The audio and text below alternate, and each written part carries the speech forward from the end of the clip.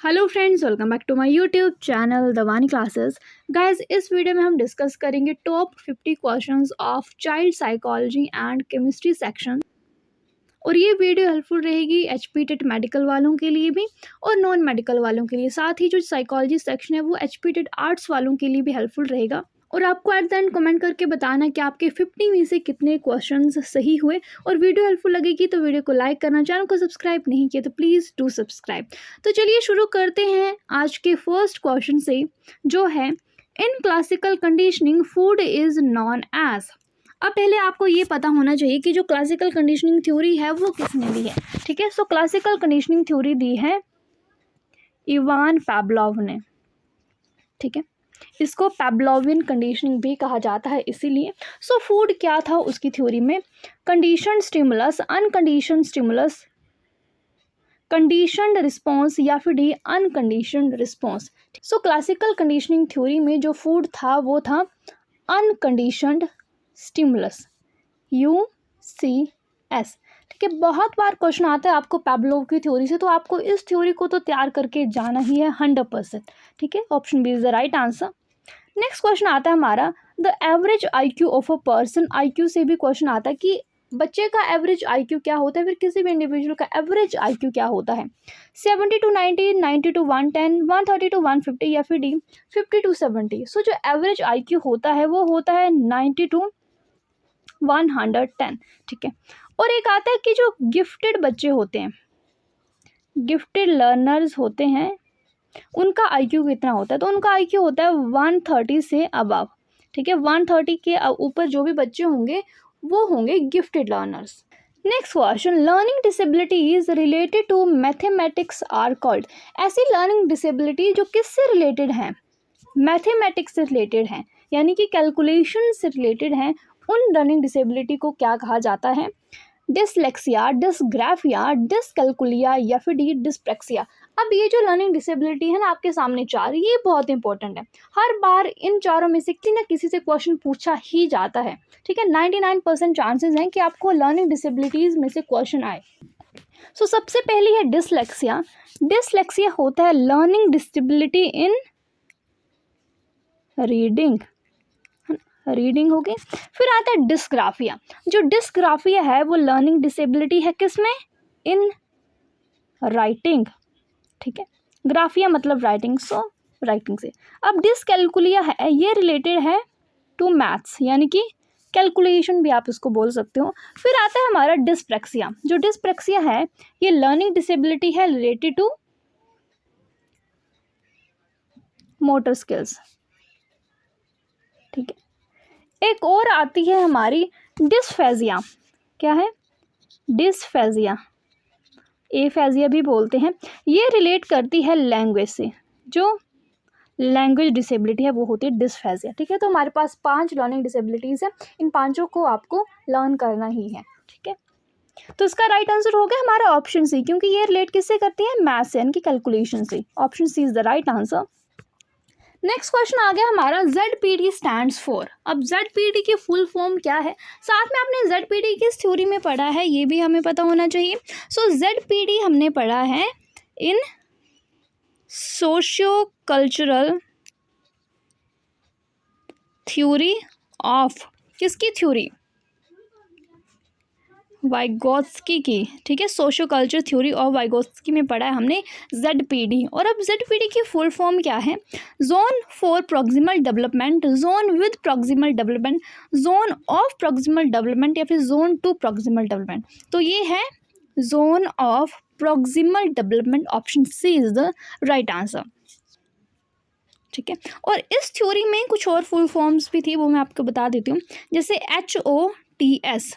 HOTS की full form है high order thinking skills. ठीक है, हाई ऑर्डर थिंकिंग स्किल्स। एक और है इसमें, वो है MOK। MOK इज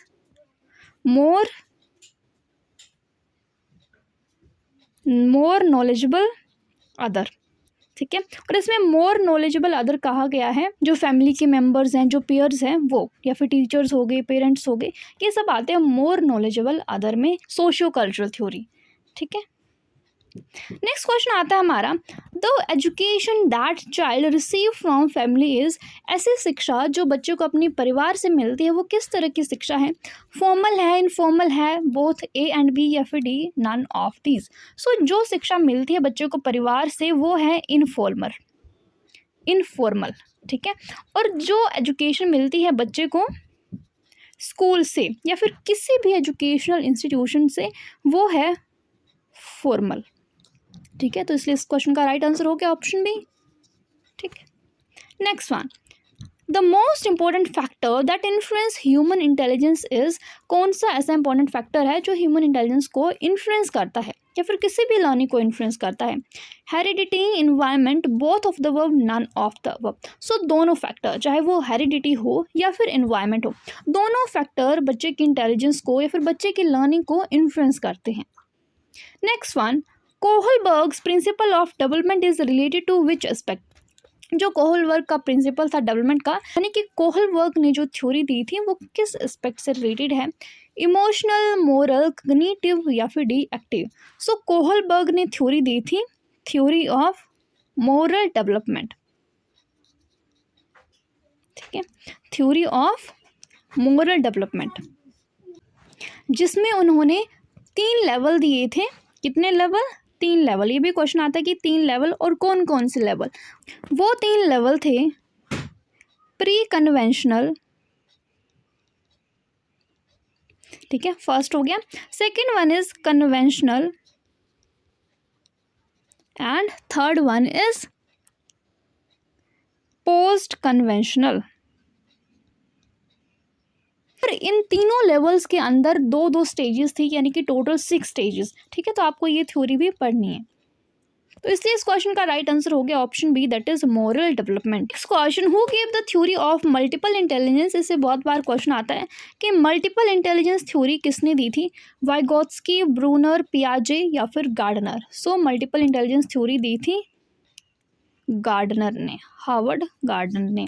और इसमें उन्होंने कितनी इंटेलिजेंस के बारे में बात की थी ये भी क्वेश्चन आता है। तो उन्होंने दी थी 8 types of intelligence. Next question है, the mental age of 10 years old child is 14 years then his IQ would be, यानी कि एक बच्चा है उसकी एज कितनी है? 10 ईयर्स, और बच्चे की मेंटल एज कितनी है? 14 ईयर्स। अब हमें इसका IQ कैलकुलेट करना है। तो IQ कैलकुलेट करने का फॉर्मूला है mental as divided by chronological S multiply by 100, ठीक है। तो हम वैल्यूज़ यहाँ पर पुट कर देंगे, जैसे 14 आ गई मेंटल एज, और जो एक्चुअल एज है, जो प्रेजेंट एज है, वो है 10 ईयर्स, यानी कि क्रोनोलॉजिकल एज मल्टीप्लाई बाय 100, ठीक है। तो बच्चे का IQ कितना हो गया? 140, okay. Option D is the right answer. Next question आता है हमारा, the insight theory of learning was first proposed by, insight theory of learning किसने दी? Wolfgang Kohler, BF Skinner, Jerome Bruner, Jean पियाजे। So insight theory of learning दी Wolfgang Kohler ने, जिसमें उन्होंने एक्सपेरिमेंट किया था एक चिंपैंजी पे, ठीक है। इंडक्टिव मेथड इज, जो इंडक्टिव मेथड होता है, 2 तरह के मेथड होते हैं हमारे, एक है इंडक्टिव, एक होता है डिडक्टिव। अब ये जो इंडक्टिव मेथड है ये जर्नल टू स्पेसिफिक चलता है, स्पेसिफिक टू जर्नल चलता है, बोथ ए एंड बी, या फिर D none of this.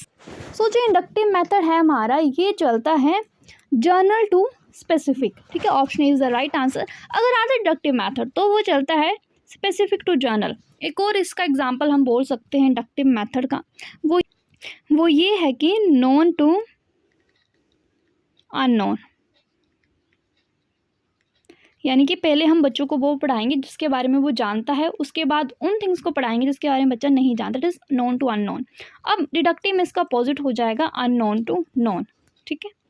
Next question, adjustment is related to, जो एडजस्टमेंट है वो किसके साथ रिलेटेड है? मेंटल डेवलपमेंट के साथ, सोशल डेवलपमेंट के साथ, इमोशनल डेवलपमेंट, या फिर डी फिजिकल डेवलपमेंट, ठीक है। सो एडजस्टमेंट रिलेटेड है हमारी सोशल डेवलपमेंट के साथ। अगर बच्चा सोशली डेवलप नहीं होगा तो वो एडजस्ट नहीं कर पाएगा अपने इन्वायरमेंट में, ठीक है।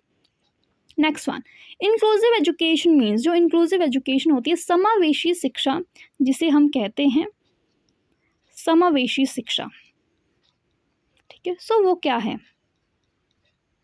Celebrates diversity in the classroom, encourages strict admission procedures, include teachers from marginalized groups, या फिर include all teachers, administrators and students, ठीक है। सो इंक्लूसिव एजुकेशन का मतलब ये होता है कि जो डिसेबल बच्चे हैं उनको भी हमने जो नॉर्मल बच्चे हैं उनके साथ ही पढ़ाना है, यानी कि क्लासरूम में डाइवर्सिटी हो, अलग अलग तरह के बच्चे हों, उनको एडमिशन देने से हमें मना नहीं करना है, तो उसे कहते हैं इंक्लूसिव एजुकेशन। तो राइट आंसर हो जाएगा हमारा ऑप्शन ए कि celebrates diversity in the classroom, है ना। Next question, gifted students are, जो बच्चे गिफ्टेड होते हैं वो किस तरह के थिंकर्स हैं, या कन्वर्जेंट थिंकर्स हम उनको बोल सकते हैं, डाइवर्जेंट थिंकर होते हैं, वो एक्सट्रोवर्ट होते हैं, फिर वेरी हार्ड वर्किंग होते हैं। सो जो गिफ्टेड बच्चे होते हैं वो डाइवर्जेंट थिंकर्स होते हैं, ठीक है। Option B is the right answer, बहुत बार क्वेश्चन आता है इसमें से। Next one, who among the following has given the 8 conditions of learning, learning की 8 कंडीशंस किसने दी थी? रॉबर्ट ग्लेजर ने, रॉबर्ट एम गैग्ने ने, बी एफ स्किनर ने, या फिर पैवलोव ने। सो ये 8 कंडीशंस दी थी गैग्ने ने। Option B is the right answer, Robert M Gagne. Next question, who is the father of experimental psychology, experimental psychology का फादर किन्हें कहा जाता है? हल, वुंट, टॉलमैन या फिर डीबी ने। सो एक्सपेरिमेंटल साइकोलॉजी का फादर कहा जाता है विलियम वुंट को। बहुत बार क्वेश्चन आता है, आपको याद रखना है कि विलियम वुंट को फादर कहा जाता है एक्सपेरिमेंटल साइकोलॉजी का।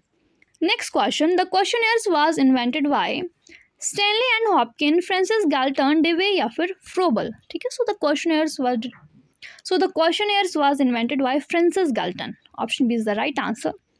नेक्स्ट वन, तो over protected child will lead to display, ये क्वेश्चन बहुत इंपॉर्टेंट है, बहुत बार पूछा जाता है कि अगर बच्चे के पेरेंट्स ओवर प्रोटेक्टेड हों तो बच्चे में किस तरह का बिहेवियर डेवलप होता है? नेगेटिविज्म, एग्रेसिवनेस, डिफेंसिवनेस या फिर इमेच्योरिटी। सो अगर ओवर प्रोटेक्टिव नेचर होगा बच्चों के पेरेंट्स का तो बच्चों में एग्रेसिवनेस डेवलप होगी। Option B is the right answer. Next question, if a child writes 16 as 61, अगर बच्चा 16 को 61 लिखता है और कंफ्यूज होता है बी और डी में, ठीक है, तो ये किसका केस है? विजुअल इम्पेयरमेंट का, क्या बच्चे को देखने में कोई प्रॉब्लम है, या फिर ये लर्निंग डिसेबिलिटी है, मेंटल इम्पेयरमेंट है, या फिर मेंटल रिटार्डेशन है, ठीक है। तो इनमें से कौन सी कंडीशन है बच्चे के साथ? तो अगर बच्चा 16 को 61 लिखता है, बी को डी लिखता है, 6 को 9 लिखता है ना, तो ये क्या कंडीशन है? लर्निंग डिसेबिलिटी की, बच्चे में लर्निंग डिसेबिलिटी है। ऑप्शन बी होगा हमारा right answer. Next question, who said whole learning is better than part learning, ये किसने कहा कि जो होल लर्निंग है वो बेटर है than part learning? Woodworth, William James, Skinner या फिर डी पैवलोव। तो ये कहा वुडवर्थ ने। Okay, option is the right answer. Next question, verbal guidance is least effective in teaching, जो वर्बल गाइडेंस होती है यानी कि जो हम बोलकर गाइडेंस देते हैं तो वो किस में सबसे कम इफेक्टिव होती है? क्या सिखाने में सबसे कम इफेक्टिव होती है? स्किल्स को सिखाने में, कॉन्सेप्ट्स और फैक्ट्स को सिखाने में, एटीट्यूड सिखाने में या फिर इंटरेस्ट सिखाने में, ठीक है। तो ये लीस्ट इफेक्टिव होती है verbal guidance in teaching skills. हम बच्चों को स्किल्स लर्निंग बाय डूइंग सिखा सकते हैं, ना कि वर्बल गाइडेंस के through. Next question, according to Sigmund Freud, a child who grabs food from another child because of hunger is driven by. अब सिगमंड फ्रॉइड ने थ्योरी दी थी psychoanalytic theory of personality, ठीक है। ये theory दी थी किसने? सिगमंड फ्रॉइड ने। और उसमें उन्होंने कहा कि अगर बच्चा भूख के कारण किसी दूसरे बच्चे से खाना छीन लेता है तो ये किसके अंडर आएगा? इड के अंडर, ईगो के अंदर, या फिर सुपर ईगो के अंदर, या फिर इन्वायरमेंटल फैक्ट्स हैं इसमें, ठीक है। सो अकॉर्डिंग टू हिम ये आएगा इड के अंडर, ठीक है, which is aspect of personality. Option is the right answer.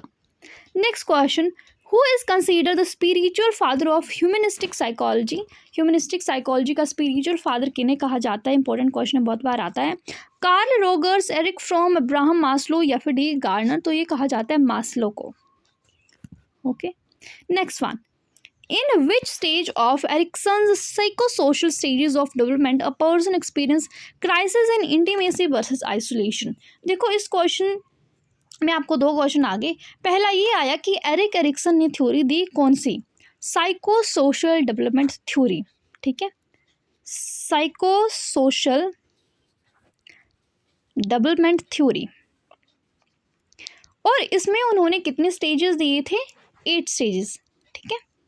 अब ये थ्योरी आपको पढ़ के जानी ही है, क्योंकि अबाउट 99% चांसेस हैं कि आपको एरिक एरिक्सन की थ्योरी से 1 या 2 क्वेश्चन आए, तो आपको इसकी कोई भी स्टेज मिस नहीं करनी है, ठीक है। सो इस क्वेश्चन में ये पूछा गया है कि उनके अकॉर्डिंग ऐसी कौन सी स्टेज है जिसमें इंटीमेसी वर्सेस आइसोलेशन वाला क्राइसिस डेवलप होता है, ओके क्या वो एडोलेसेंस है, अर्ली चाइल्डहुड है, मिडिल एडल्टहुड है, या फिर डी लेट एडल्टहुड है, ठीक है। सो जो इंटीमेसी वर्सेस आइसोलेशन वाला क्राइसिस आता है, ये आता है एज 20 से 45 के बीच, ठीक है, ये है इसकी एज, या हमारा मिडिल एडल्टहुड यानी कि 20 to 45, ठीक है।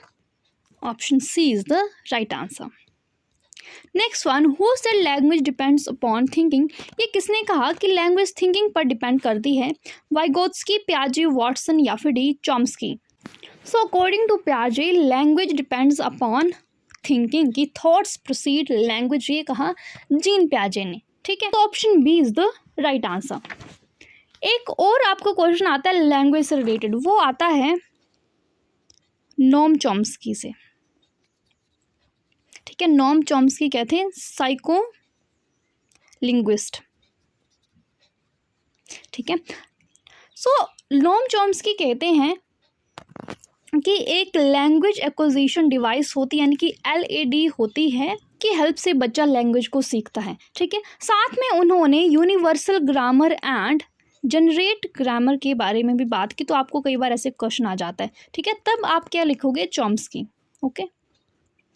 नेक्स्ट क्वेश्चन आता है हमारा, which intelligence theory support the general intelligence G and specific intelligence S, किस थ्योरी में जनरल इंटेलिजेंस और स्पेसिफिक इंटेलिजेंस के बारे में बात की है, थ्योरी ऑफ गार्डनर में, थ्योरी ऑफ वर्नन में, थ्योरी ऑफ गिलफोर्ड में, थ्योरी ऑफ स्परमैन ने, ठीक है। तो ये बात की गई है थ्योरी ऑफ स्परमैन में, जहाँ पे उन्होंने थ्योरी दी थी 2 फैक्टर थ्योरी, ठीक है, जिसमें एक फैक्टर था जनरल, दूसरा था S स्पेसिफिक फैक्टर।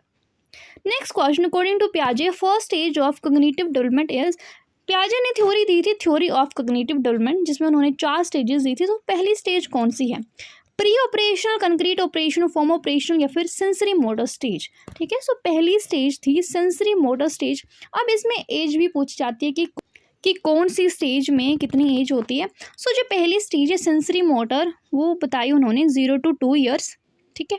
उसके बाद आती है प्री ऑपरेशनल जो 2 to 7 years, फिर आती है कंक्रीट ऑपरेशनल 7 to 11, और फॉर्मल ऑपरेशन आती है 11 to 15 years, ठीक है। तो ये भी आपको याद रखना है। Next question, unit of heredity is, heredity की यूनिट क्या है, chromosome, gene, zygote, none of the above. So ये है gene, option B is the right answer. Next question, social learning theory was given by, social learning theory किसने दी, Bandura, Vygotsky, Erikson, Kohlberg. So ये दी थी बेंजूरा ने, Albert बेंजूरा ने, जिसमें उन्होंने ये भी बात की कि बच्चा इमिटेशन से सीखता है, यानी कि नकल करके सीखता है अपने बड़ों की। नेक्स्ट क्वेश्चन आता है IQ formula was given bye, IQ formula पीछे हमने बात की कि mental as divided by chronological S multiply by 100। सो ये IQ फॉर्मूला किसने दिया, बिने, स्टर्न, टर्मन, या फिर स्पेयरमैन ने, ठीक है। सो IQ फॉर्मूला दिया टर्मन ने, option C is the right answer. और आपसे और भी क्वेश्चन पूछे जाते हैं, जैसे बिने ने क्या दिया, सो IQ टेस्ट, ठीक है, IQ test was given by Binet, और IQ का कॉन्सेप्ट दिया स्टर्न ने, ठीक है। IQ concept was given bye stern, और टर्मन ने बता दिया मैंने फॉर्मूला, और स्पेयरमैन ने वही 2 फैक्टर थ्योरी, ठीक है। सो यहाँ पर हमारे 30 क्वेश्चंस कंप्लीट हो जाते हैं साइकोलॉजी सेक्शन के। इसके बाद हम 20 क्वेश्चंस देखेंगे हमारी केमिस्ट्री सेक्शन के। Next question is formula of picric acid, picric acid का फॉर्मूला क्या है, ठीक है। सो जो पिक्रिक एसिड का फॉर्मूला है वो ये है, ऑप्शन सी, ये आपको याद रखना है, this is picric acid. Okay, next question, first organic compound prepared in the lab is, सबसे पहले किस ऑर्गेनिक कंपाउंड को प्रिपेयर किया गया लैब में, बहुत इंपॉर्टेंट है, पूछा भी जाता है। एसिटिक एसिड, यूरिया, ग्लूकोज या फिर स्टार्च, तो ये है यूरिया, यूरिया को सबसे पहले प्रिपेयर किया गया।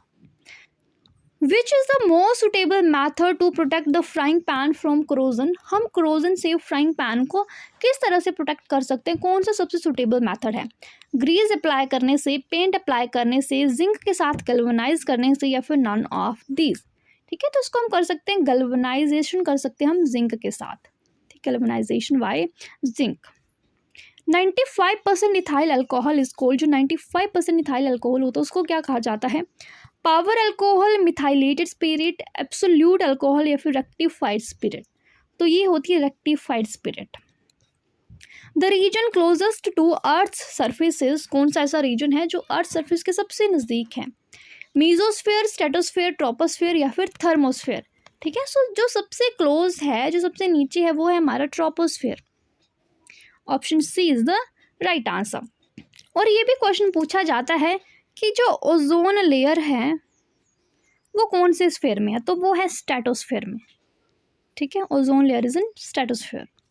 Next one, the term catalyst was introduced by Rutherford, Boyle, Berzelius या फिर चार्ल्स। ठीक है, so the term catalyst was introduced by Berzelius. Dry ice is, अब ड्राई आइस किसे कहा जाता है? सॉलिड NH3 को, सॉलिड SO2 को, सॉलिड CO2 को या फिर सॉलिड N2 को। सो ड्राई आइस कहा जाता है सॉलिड कार्बन डाइऑक्साइड को। The role of catalyst is to change the, अब कैटलिस्ट का रोल क्या है किसी भी केमिकल रिएक्शन में? Gives energy of reaction, enthalpy of reaction, activation energy of reaction या फिर इक्विलिब्रियम कांस्टेंट। ठीक है, सो कैटलिस्ट का ये रोल है कि वो किसी भी केमिकल रिएक्शन की एक्टिवेशन एनर्जी को चेंज करता है। The acid present in tomato, tomato में कौन सा एसिड होता है? इंपॉर्टेंट क्वेश्चन है, पूछा जाता है। Tartaric acid, oxalic acid, methanoic acid या फिर एसिटिक एसिड। सो टोमेटो में होता है oxalic acid. Chemical name of vitamin E, vitamin E का केमिकल नेम क्या है? केमिकल नेम्स भी आते हैं आपको, टोकोफेरोल, कैल्सीफेरोल, थायामीन या फिर रेटिनॉल। सो विटामिन ई का केमिकल नेम है टोकोफेरोल। ठीक है, और जो कैल्सीफेरोल है ये है विटामिन डी का, एंड थायामीन है विटामिन B1 का, और रेटिनॉल है विटामिन ए का। ठीक है, तो केमिकल नेम भी आता है। और एक इम्पोर्टेंट है विटामिन सी का, ascorbic acid. Okay, next one, which is called super halogen, super halogen किसको कहा जाता है? फ्लोरीन, क्लोरीन, ब्रोमीन या फिर आयोडीन। सो सुपर हेलोजन कहा जाता है फ्लोरीन को। Next question, chalcogens belong to group, chalcogen किस ग्रुप से बिलोंग करते हैं? 14, 15, 16 या फिर 17। सो ये बिलोंग करते हैं ग्रुप 16 से। जो ऑक्सीजन फैमिली है वो है कैल्कोजन कहा जाता है उनको। Fruits are sweet due to, fruits किसके द्वारा स्वीट होते हैं, उनमें कौन सी शुगर पाई जाती है? राइबोज, लैक्टोज, फ्रक्टोज या फिर माल्टोज। सो फ्रूट्स में होती है फ्रक्टोज, F से फ्रूट, F से fructose. The major constituent of biogas is butane, methane, ethane या फिर हाइड्रोजन। सो ये है methane. Okay, a 40% solution of formaldehyde is known as ethylene, acetylene, pyrene या फिर फॉर्मेलिन। सो 40% सोल्यूशन जो होता है फॉर्मल्डिहाइड का उसको कहा जाता है formalin. What is percentage of lead in lead pencil, जो लेड पेंसिल होती है उसमें लेड की कितनी परसेंटेज होती है? 50%, 20%, 0% या फिर 100%। तो ये परसेंट लेड बिल्कुल भी नहीं होता लेड पेंसिल में। pH ऑफ ब्लड इज, जो pH है ब्लड का वो कितना है? 7, 7.2, 7.4 या फिर 9। सो pH है ब्लड का 7.4। Option C is the right answer. Dash is used as artificial rain, artificial rain के तौर पे किसे यूज़ किया जाता है? AgNO3, AgI, neon, argon. ठीक है, तो ये किया जाता है सिल्वर आयोडाइड को, AgI। Aqua regia is a mixture of, aqua regia किसका मिक्सचर है? ठीक है, सो जो एक्वारीजिया है ये मिक्सचर है 1 part of nitric acid and 3 parts of HCl। Okay, option D होगा हमारा राइट आंसर। बहुत बार क्वेश्चन आता है, बहुत ही इंपॉर्टेंट है, तो आपको याद रखना ही। Now last question of this video, bauxite is the ore of, bauxite किसका ओर है? पोटेशियम का, एल्यूमिनियम का, कैल्शियम का या फिर कॉपर का?